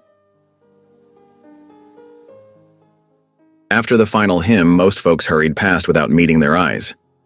The preacher approached as they gathered their things. "Mrs. Holt," he said kindly, "might I share a word?" They stepped aside as Sam took Annie to ready the wagon. The preacher's eyes held compassion. "The Lord often chooses unlikely vessels for his work," he said softly. David was but a shepherd boy. Moses struggled to speak clearly, yet God used their weakness to show his strength. Tears threatened to spill from Naomi's eyes. "It's so hard," she whispered, facing their scorn, feeling like a burden to Sam. "You are neither weak nor a burden," the preacher assured her. "I see God's hand in bringing you to Sam and Annie. Remember, Jesus himself was despised and rejected, yet through that rejection came salvation." His words gave her strength to hold her head high as she walked to the wagon. But the ride home felt heavy with unspoken tension. Sam barely spoke, his thoughts clearly churning behind stern features. That evening, after a quiet supper, Sam paced to the cabin like a caged animal. Every attempt Naomi made at conversation met short replies. Annie watched them anxiously, sensing the growing distance. "Papa?" she ventured finally. "Are you angry at Mama?" Sam stopped pacing. "No, child. Just got much on my mind." "Then why won't you talk to her?" Annie's question hung in the air. "Some burdens a man must carry alone," Sam said gruffly and strode outside into the gathering dusk. Naomi's heart ached as she tucked Annie into bed. "Your papa loves you very much," she assured the girl. "He's just worried about our home." "He loves you too," Annie insisted, clinging to Naomi's neck. "Please don't go away." "I'm not going anywhere," Naomi promised, though uncertainty gnawed at her soul. She kissed Annie's forehead and moved to the main room, lighting the lamp against the darkness. Sam's empty chair by the fire spoke volumes. Outside, she could hear him chopping wood by moonlight, his way of working out frustration. The rhythmic thud of the axe seemed to echo her own isolation. Naomi knelt by the hearth, clasping her hands in prayer. "Lord," she whispered, "I don't know how to carry these burdens. The town's scorn I can bear, but Sam's distance." Tears fell freely now. "Give me strength to be what this family needs. Show me the way forward." The full moon cast silver light through the window, painting patterns on the rough wooden floor. From the hills came the mournful song of coyotes, calling to each other across the vast night. Their cries spoke to the loneliness in Naomi's heart, the fear that perhaps she truly was nothing more than a convenient solution to Sam's problems. She remained there long after the sound of chopping ceased, after Sam's boots crossed the porch and headed for the barn where he'd taken to sleeping. The lamp burned low, its light barely holding back the shadows that seemed to press in from all sides. Annie's soft breathing from the other room reminded her why she must endure. Whatever came next, that child needed her. And somewhere beneath Sam's pride and anger, Naomi believed he needed her too, even if he couldn't admit it yet. The coyotes called again, their voices threading through the moonlight like silver needles. Naomi wrapped her shawl tighter, fighting back the cold that seemed to seep into her very bones. Tomorrow would bring new battles, new judgments to face. But tonight she could only pray for wisdom, for courage, and for the love she felt slipping away like water through her fingers. The days stretched long and silent at the homestead. Morning mist clung to the meadows as Sam rode out at first light, his broad shoulders hunched against some invisible weight. He would return after sunset, hands rough from mending fences, speaking only when necessary about chores or weather. Naomi kept the cabin in order, her movements quiet and careful like a ghost haunting familiar rooms. She cooked hearty meals that Sam barely tasted, darned clothes he hardly acknowledged, and tried not to let her hurt show when he took his plate to eat alone on the porch. Only Annie's presence brought any warmth to their fractured home. The child fluttered between them like a determined sparrow, trying to weave together the fraying threads of their family. She would drag her father inside from his self-imposed exile, chattering about Naomi's fresh-baked bread or new song she had learned. "Papa, taste Mama's apple cake," Annie would insist, or "Papa, come see the flowers Mama planted." Each time she said, "Mama," Naomi noticed Sam's slight flinch, though he never corrected the child. One evening, as purple twilight settled over the land, Naomi carried fresh linens to the bedroom. She found Sam standing motionless by the cedar chest, holding a faded quilt in work-roughened hands. The pattern was simple but lovely, flying geese in worn blues and browns, his first wife's handiwork. Naomi hesitated in the doorway, unsure whether to retreat, but something in his stance, the slope of his shoulders, the careful way he touched the fabric, made her step forward. "She made this our first winter here," Sam said softly, not turning around. "Worked on it by lamplight after long days of helping clear the land. Never complained once about the cold or the work." "She sounds like a remarkable woman," Naomi offered gently. Sam's fingers traced the stitches. She was. Strong, but gentle too. Known her since we were young. Courted proper. Took our time. He fell silent for a long moment. Not like. The unfinished thought hung heavy in the air. Not like us, Naomi's heart filled in. Not like this hasty marriage born of desperation and a child's need. "I reckon I rushed into this," Sam finally said, still not meeting her eyes. "Weren't fair to you, pushing you into a dead woman's shoes. Weren't fair to her memory, neither." Each word landed like a physical blow, but Naomi forced herself to stand steady. "You did what you thought best for Annie," she said quietly. "Did I?" His voice was rough with doubt. "Or did I just grab the first willing woman too proud to admit I couldn't manage alone?" Naomi's throat tightened. She wanted to reach for him, to argue that their marriage could be more than mere convenience. But his stance remained rigid, closed off. Some distances couldn't be bridged by words alone. "I'll leave you with your memories," she whispered, backing away. In the main room, she pressed a hand to her mouth, holding back tears until she reached the kitchen garden. That night, sleep eluded her. She dozed fitfully in her narrow bed, dreams swirling like autumn leaves. In them, she walked away from the homestead, back toward her old life of loneliness and mockery. But each time she reached the road, Annie's voice called out, "Don't leave, Mama!" The child's plea anchored her, pulling her back like a lifeline. Dawn found her still wakeful, watching pearl gray light seep through her window. The house creaked with familiar morning sounds. Sam's heavy steps as he headed to the barn, Annie's soft breathing from the next room. Naomi dressed quietly, wrote a note about breakfast keeping warm in the oven, and slipped outside. The morning air held a hint of coming fall as she walked the familiar path to the small white church. Dew dampened her skirts, but she barely noticed. Her heart felt as heavy as her steps. The church door stood unlocked as always. Inside, morning light filtered through simple glass windows, painting the wooden pews with pale gold. Naomi moved to the front, knelt on the hard floor, and finally let her tears flow freely. "Lord," she whispered, "I don't know if I'm strong enough for this. I thought I could build a real family here, but Sam's heart seems closed to me. Maybe I was foolish to think a woman like me could ever be more than an object of pity." Her prayers poured out like water from a broken vessel. All her fears, her loneliness, her aching need to belong. She prayed for Sam, for Annie, for wisdom to know her path forward. The creak of floorboards made her straighten, hastily wiping her eyes. Morning Dove stood in the doorway, her dark eyes gentle with understanding. "I did not mean to interrupt your prayers, sister," the Cheyenne woman said softly. "I saw you pass my camp and thought you might want company." Naomi managed a watery smile. "The Lord works in mysterious ways. I was just asking for guidance." Morning Dove settled beside her on the rough wooden floor, her movements graceful despite her age. "Perhaps that is why he led me here. I bring news that may light your path." "What news?" "The elders have met in council these past nights," Morning Dove explained. "They have decided to bring our treaty documents before the territorial court. The papers prove our rights to the water, signed by government agents in the presence of witnesses." Hope stirred in Naomi's chest. That could stop the railroad from taking the land. Morning Dove nodded. "But we cannot go alone. The white man's courts treat Indian testimony like smoke in the wind. We need someone respected to stand with us, someone who understands both worlds. Surely Sam would. Your husband is a good man, but his pride makes him walk alone. We need someone with a different kind of courage." Morning Dove's dark eyes met Naomi's. Someone who knows what it means to be judged unfairly yet stands tall anyway. Understanding dawned slowly. Me? But I'm nothing special.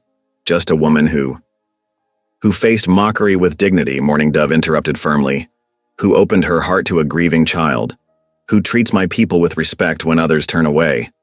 The Great Spirit does not make mistakes, sister. Perhaps all you have endured has prepared you for this moment. Naomi looked up at the rough-hewn cross on the wall, remembering the preacher's words about God's strength made perfect in weakness. In her mind, she heard again the cruel laughter at the social, felt the sting of recent whispers in church.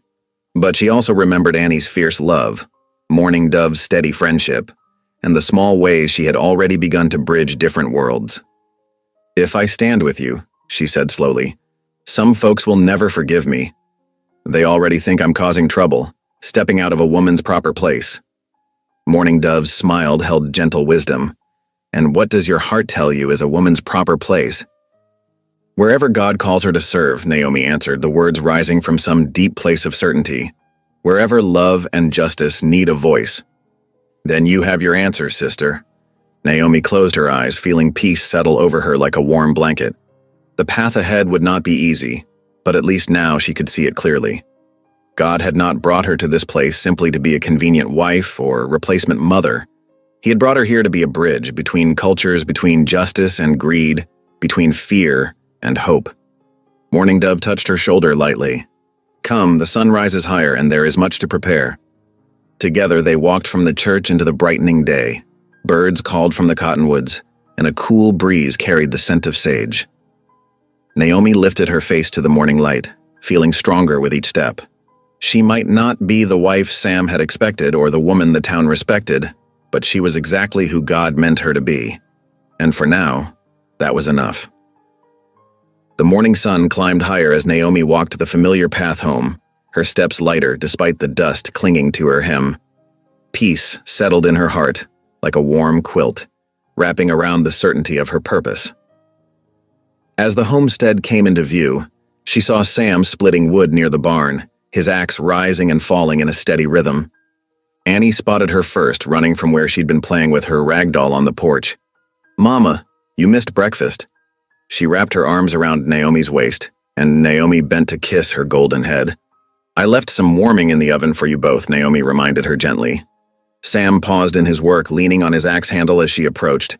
His eyes held questions, noting her early absence, but his expression remained guarded. "Saw you heading toward town at first light. I needed to pray," Naomi said simply. She squared her shoulders, drawing strength from her morning's revelation. "Sam, I need to tell you something important. Could we talk inside?" He nodded slowly, following her into the cabin's cooler shadows. Annie trailed behind them, settling at the table with her doll while Naomi poured fresh coffee into tin cups. "Morning Dove came to me at the church," Naomi began, watching steam rise from the cups. "The Cheyenne elders have made a decision about the creek rights." Sam's weathered face tightened. "Reckon they mean to fight the railroad?" "Not with weapons," Naomi assured him. "They have treaty documents, proper legal papers signed by government agents with witnesses. They mean to present them to the territorial court." "Papers don't mean much when money's involved," Sam said bitterly. "Railroads got friends in high places. That's why they need our help." Naomi took a deep breath. "They've asked me to stand with them to help present their case to the townsfolk first. Someone who understands both sides." Sam set his cup down hard enough to slosh coffee onto the table. "You? Naomi, these aren't your troubles to fix. The town already whispers about you meddling where you don't belong." "Maybe that's exactly why it needs to be me," she said quietly. "I know what it means to be judged unfairly, to have others decide your worth without knowing your heart. The Cheyenne face the same thing every day." "It's dangerous," Sam warned.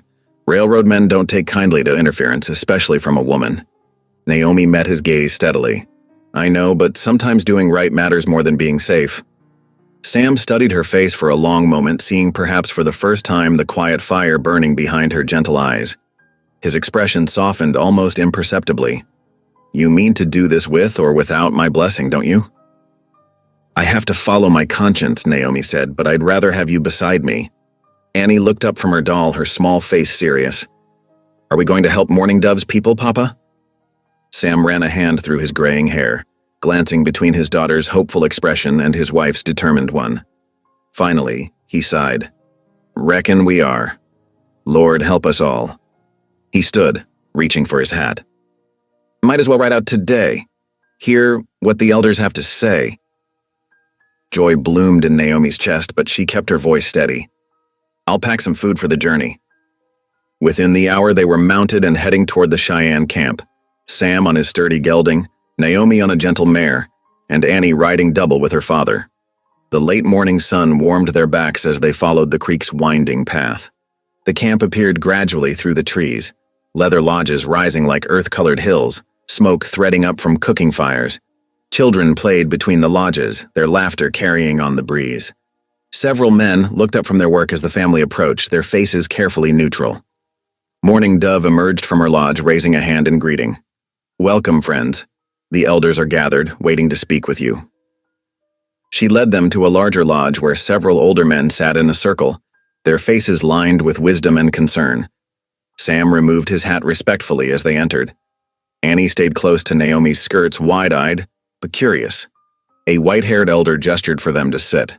Through Mourning Dove's translation, he explained the treaty's history, how it had been negotiated in good faith, promising the Cheyenne people continued access to the creek's water for their horses and crops.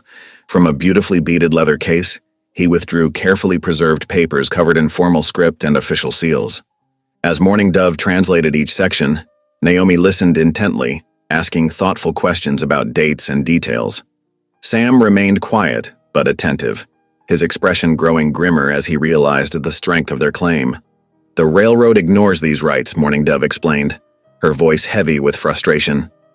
"They say progress cannot wait for old promises, but without the creek, our people cannot survive here." Outside the lodge, children's voices rose in play. Annie had slipped out earlier, drawn by their games, and now her clear laugh mingled with theirs. The sound bridged any differences of language or culture. Just children sharing joy in the summer sunshine. Naomi touched the treaty papers gently. "These need to be shown to the town council first," she said. "If we can win their support before going to the territorial court, it will carry more weight." "The council meets in 3 days," Sam added, speaking for the first time. "Time enough to gather witnesses who remember the treaty signing." The elder nodded approvingly, speaking again through Mourning Dove. "You have a good heart, woman who stands tall," he said to Naomi, using a name that made her blush. "We trust you to speak our truth." As the sun began its westward slide, the family shared a simple meal with Mourning Dove's people: dried meat, corn cakes, and sweet berries. Annie played contentedly with the other children, any strangeness forgotten in the universal language of childhood games. Naomi sat near the cooking fire, watching Mourning Dove prepare evening tea. The older woman's movements were sure and graceful as she measured herbs into the pot. "The creek gives us more than water," Mourning Dove explained, stirring the brewing tea. "These healing plants grow nowhere else nearby. Our grandmothers have gathered them here since before any treaties were made. The railroad men cannot understand that some things are worth more than money." "I'll help them understand," Naomi promised. "Even if they mock me again, I won't stay silent." The sun painted the western sky in shades of gold and rose as they prepared to ride home. The elder presented Naomi with copies of the treaty documents, carefully wrapped in soft leather. The responsibility settled on her shoulders like a mantle, heavy but somehow right. Sam helped Annie mount up, then paused beside his own horse, watching Naomi say goodbye to Mourning Dove. The two women embraced like sisters, their differences forgotten in shared purpose. As they rode home through the gathering dusk, Sam guided his horse closer to Naomi's. Annie had fallen asleep against his chest, her small face peaceful in the fading light. "I was wrong earlier," he said quietly. Naomi glanced at him, surprised by the admission. "About these not being your troubles to fix," he continued. "Watching you today with the elders, seeing how you listened and asked the right questions." He paused, choosing his words carefully. "You've got a courage I never expected, Naomi. A different kind than what I'm used to, but real all the same." Warmth spread through Naomi's chest, sweeter than any praise she'd ever received. "Thank you, Sam. I'm starting to think the Lord knew what he was about, sending you to us that night." Sam's voice grew softer, even if I was too proud to see it at first. Naomi blinked back tears, hope unfurling like spring leaves in her heart. Perhaps their hasty marriage, born of necessity and a child's need, could grow into something deeper. Love could take root in the most unexpected soil, she was learning, if given time and tender care. They rode on through the gentle evening, three figures moving together through the shadowed land. Above them, the first stars appeared, bright as promise in the darkening sky. The morning sun cast long shadows across Main Street as wagons and riders converged on the whitewashed church hall. Townsfolk gathered in clusters, voices hushed and curious. Naomi's hands trembled slightly as she clutched the leather bundle containing the treaty documents. Sam steadied her elbow as they approached the steps, Annie skipping ahead with innocent excitement. Mourning Dove and 3 Cheyenne elders waited beneath the oak tree, dignified in their ceremonial dress. Whispers rippled through the crowd at their presence. Some stepped back, others merely stared. The railroad foreman stood near the entrance, arms crossed, a sneer playing at his lips. "Quite the circus you've brought to town," he called out, loud enough for all to hear. Naomi lifted her chin, refusing to let his mockery pierce her resolve. The leather bundle felt warm against her heart, carrying the weight of truth within its folds. Sam's hand found the small of her back, a quiet gesture of support that gave her strength. The circuit preacher appeared in the doorway, his weathered face grave but kind. "All God's children are welcome in his house," he announced, gesturing for everyone to enter. Inside, morning light filtered through tall windows, dust motes dancing in the beams. The wooden pews filled quickly. Ranch hands, shopkeepers, farmers' wives in their Sunday best. The sheriff sat near the front, his expression carefully neutral. Mourning Dove and the elders took seats near the wall, their presence commanding quiet respect despite the sideways glances. Annie tugged Naomi's skirt. "Can I sit with Mourning Dove?" "Of course, dear." Naomi watched her daughter skip over to the Cheyenne woman, who welcomed her with a gentle smile. The sight warmed her heart. A child's innocent acceptance cutting through years of prejudice. The preacher called the meeting to order with a brief prayer for wisdom and justice. Then he nodded to Naomi. "Mrs. Holt, you've brought evidence regarding the disputed water rights. Please share what you found." Naomi's legs felt wooden as she walked to the front. The railroad foreman's smirk seemed to mock each step, but when she turned to face the crowd, she found Sam's steady gaze, and her voice grew stronger. "These documents," she began, carefully unwrapping the leather bundle, "are the original treaty signed between the United States government and the Cheyenne people. They guarantee access to the creek waters for their survival." The foreman barked out a laugh. "Scraps of paper, nothing more, probably forged by savages who can't even write." "Sir," the preacher warned sharply, "we will have civil discourse here." Naomi's hand steadied as she held up the first page, its official seals clearly visible. This treaty was witnessed by 3 territorial judges and a military commander. Their signatures are here, along with the president's seal. She began reading the careful script aloud, her voice growing in confidence with each word. The clause about water rights was explicit, guaranteeing the Cheyenne people permanent access to the creek and its tributaries for their horses, crops, and medicinal plants. A murmur ran through the crowd. Several older ranchers nodded, remembering the treaty's signing. The sheriff leaned forward, his brow furrowed in concentration. "That's all very touching," the foreman interrupted, "but progress can't be stopped by ancient promises to human beings," Naomi cut in, surprising herself with her boldness. "To families who depend on water just as we do. The treaty is clear. This land was meant to be shared." "And who are you to lecture us?" the foreman sneered. "Some fat spinster so desperate she'd marry the first widower who'd have her? Now playing savior to Indians?" The cruel words hung in the air like smoke. A few people tittered nervously, but most shifted uncomfortably in their seats. Annie's face crumpled, and she started to rise, but Mourning Dove held her gently. Before Naomi could respond, Sam's chair scraped back. He stood slowly, his presence filling the room. Those who knew him grew very still, recognizing the dangerous quiet in his stance. "That's my wife you're insulting," he said, his voice low but carrying to every corner. "The woman who's brought more grace and courage to my home than I deserved. Who loves my daughter like her own. Who sees truth and stands for it no matter the cost." He walked to join Naomi at the front, taking her hand. "I married her sudden, that's true, but God's mercy sent her to us that night. And I love her with my whole heart, not from pity, but because she's shown me what real strength looks like." Tears welled in Naomi's eyes as Sam squeezed her fingers. The room had gone completely silent. Every face turned toward them. Annie broke free from Mourning Dove and ran forward, wrapping her arms around Naomi's waist. "Mama!" she called out clearly, proudly. This time, no one laughed. No one even smiled mockingly. Instead, several women dabbed at their eyes and more than a few men looked down abashed at their previous judgment. The sheriff cleared his throat. "I'd like time to review these documents properly, Mrs. Holt. The treaty's implications could affect many property claims in the territory." The foreman's face had grown red with fury. "This is absurd. You can't possibly take seriously these allegations from a woman who speaks truth before God," the preacher interrupted firmly, "while others scheme in darkness."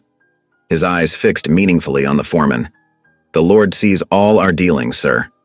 Justice belongs to him, not to men who forge deeds in secret." A gasp went up from the crowd. The foreman's face went from red to white. "You have no proof of such accusations." "Perhaps not yet," the sheriff said quietly. "But I reckon that's worth looking into as well, don't you?" The foreman grabbed his hat, shoving past people as he stormed toward the door. "This isn't over," he shouted back. "Progress won't wait for backward sentiment." The bang of the door echoed through the sudden quiet.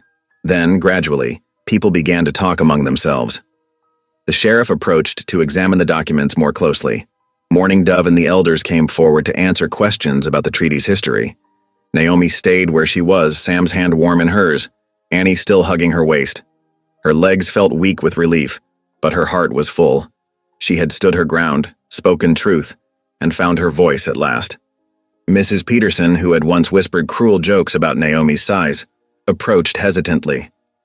"That was brave, what you did," she said softly. "Standing up for what's right. I'm sorry for how we treated you before." Others followed, offering awkward but sincere words of respect. The preacher's wife embraced her warmly. Even old Mr. Jenkins, who rarely spoke to anyone, tipped his hat as he passed. Mourning Dove touched Naomi's arm gently. "Woman who stands tall," she said, using the name the elders had given her. "You have made a bridge where others built walls. My people will not forget." Naomi blushed at the praise but stood straighter. She had found her place at last, not as someone to be pitied or mocked, but as a woman of substance and worth. Sam's love, Annie's trust, and her own quiet courage had proven stronger than cruel words or unjust schemes. The morning light streamed stronger through the windows now, touching everything with gold. Outside, horses stamped and wagons creaked as people began to leave. The sheriff carefully wrapped the treaty documents, promising to guard them until the territorial court could review the case. Naomi knew the battle wasn't truly over. The railroad foreman would not give up easily, and change came slowly to frontier towns.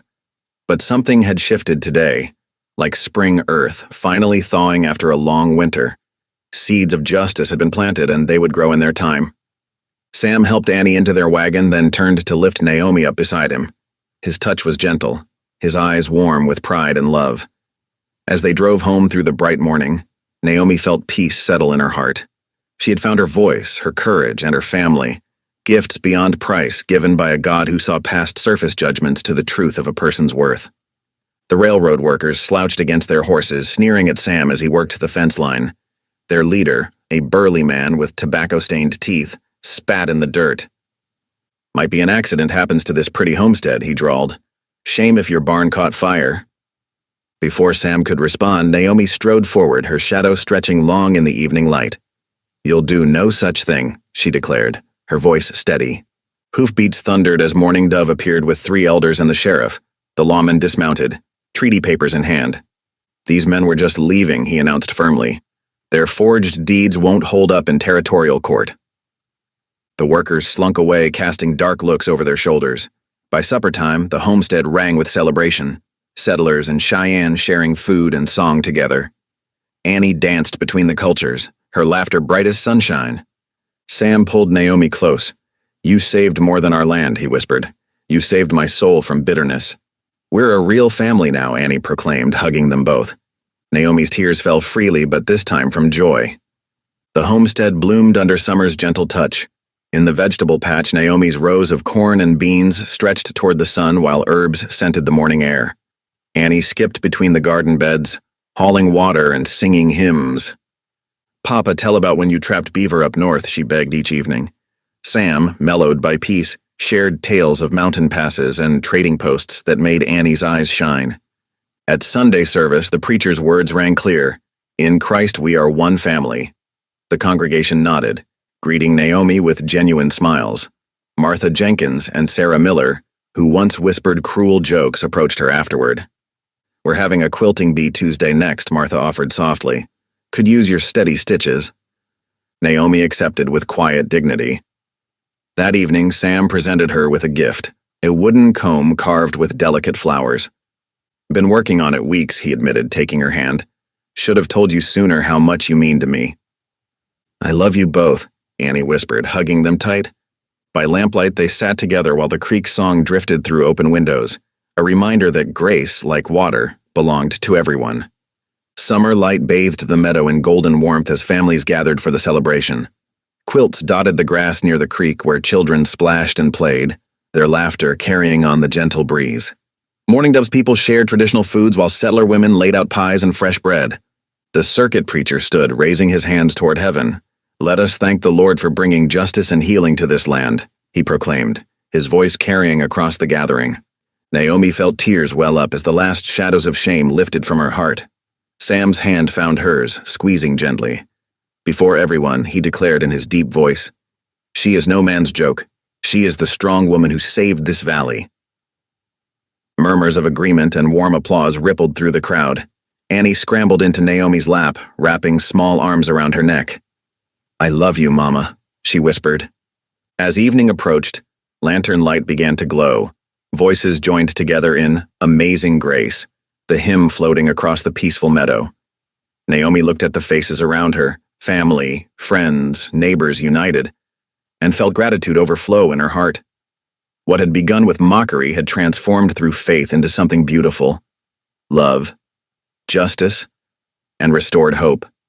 Thank you for listening. Stories connect us in the most unexpected ways.